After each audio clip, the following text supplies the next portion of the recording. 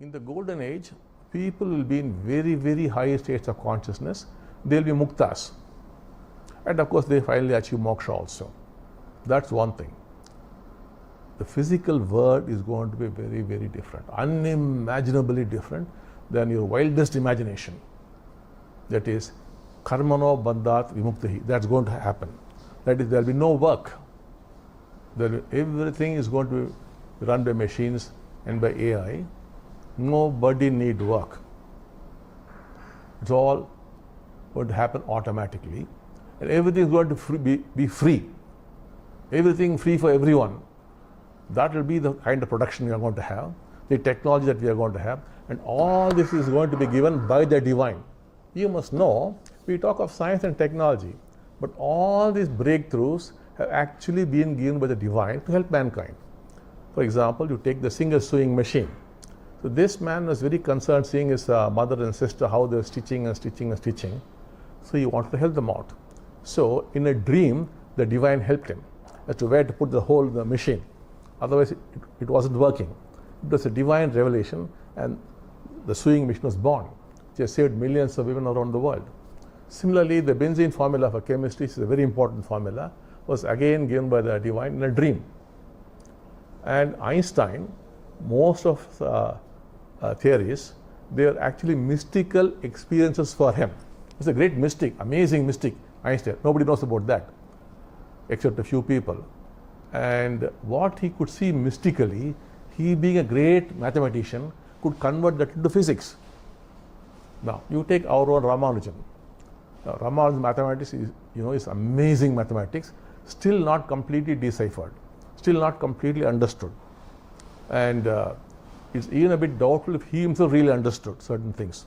But all that mathematics is today, not all, part of it is being made use of in rocket science, part of it in textile manufacture. And who gave those formulae? It's all given by goddess Namagiri of Kumbhakonam, directly given by goddess Namagiri.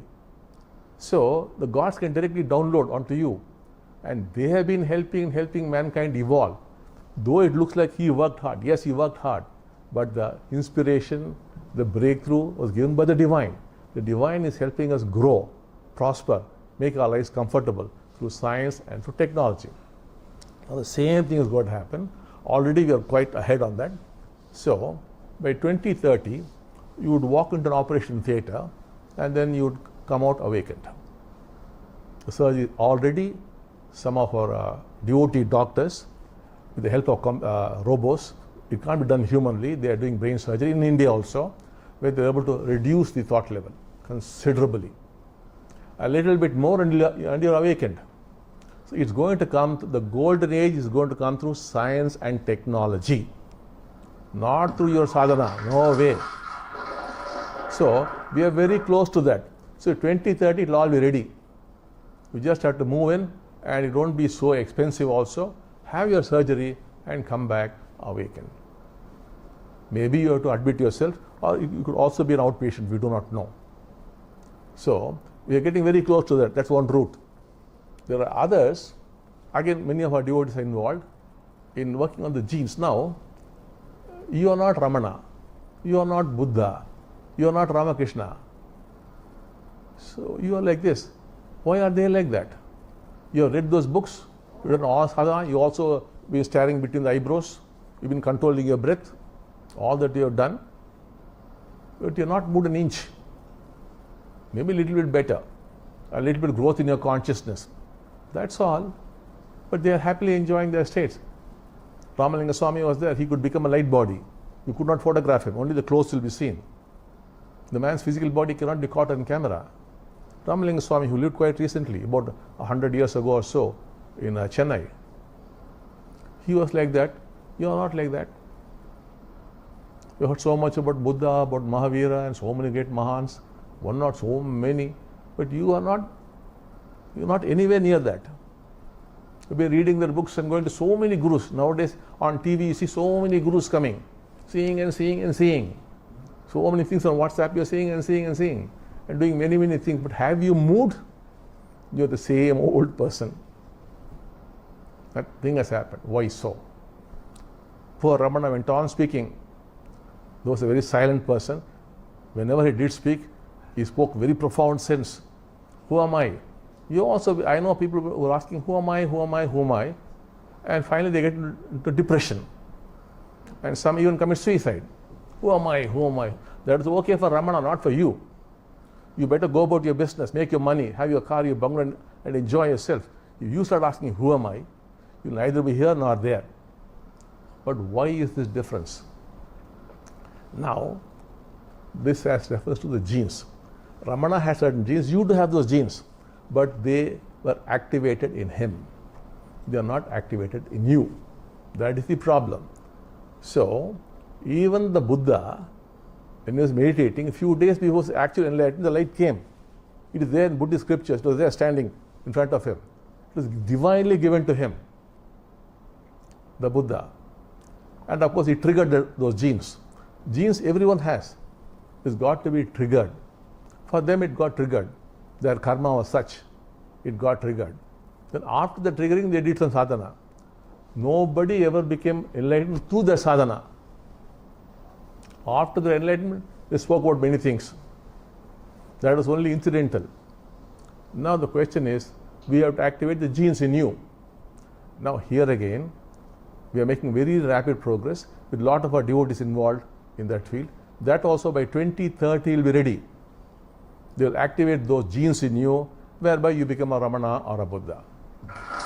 That's what is going to happen. Then there are others who are now trying the medical approach.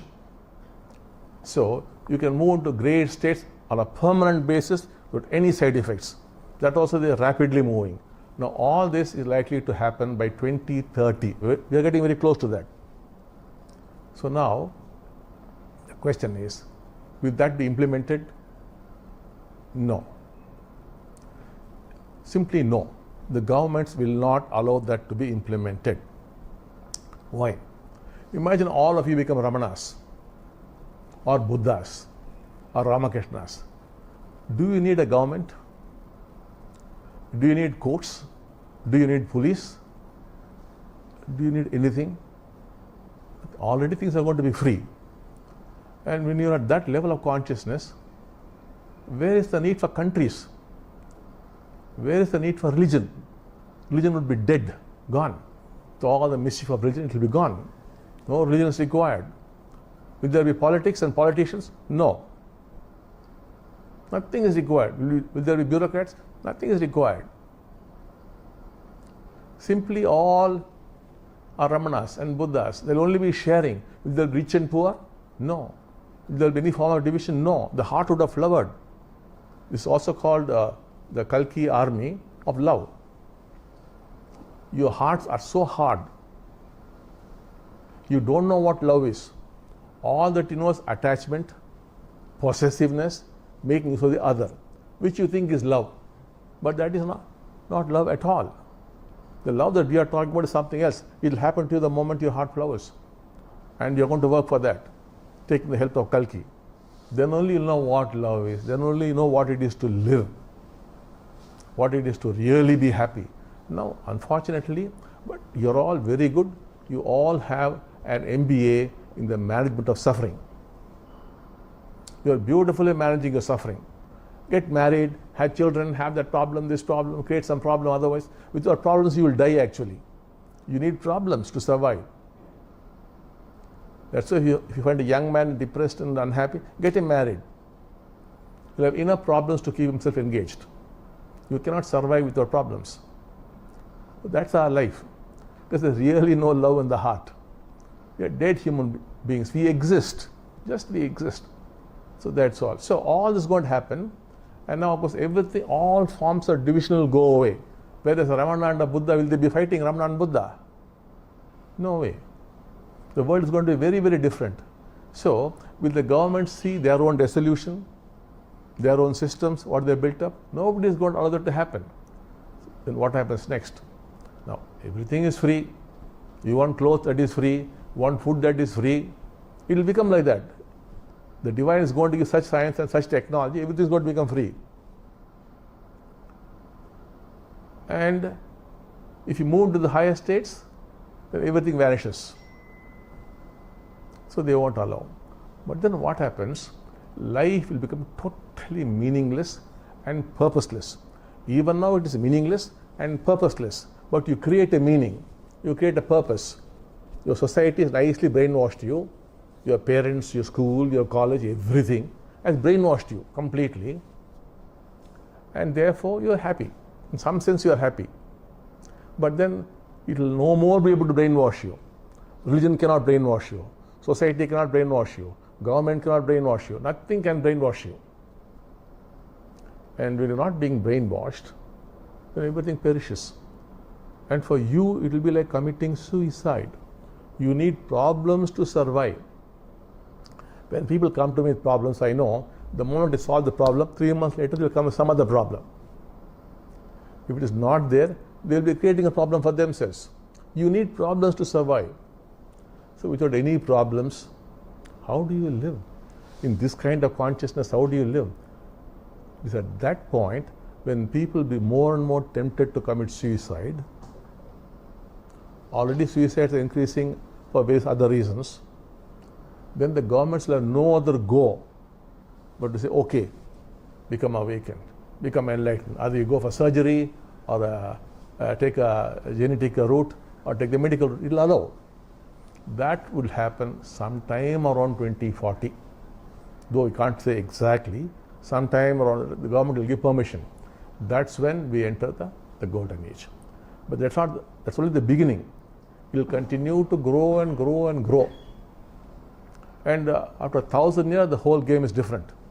When you become a different species, not this is actually a hopeless level. But we think very great about the human life. There is nothing. So the new beings will emerge, and that again goes on and on. There's no end to that. So there's no need to talk about that. But if you want to come, you can come back and see how it is like. So that is the whole thing, the golden age. So the seed was put in 89. It began in 89. The seed was put in 2011, and the sprouting was in 2012. And then the next leap, it has become a plant. It's going to become a tree by 30, and then flowering also in 2030, and the fruits in 2040. And from then on, the bigger the tree, the more the fruits, it goes on and on. After 1,000 years, the entire thing will change.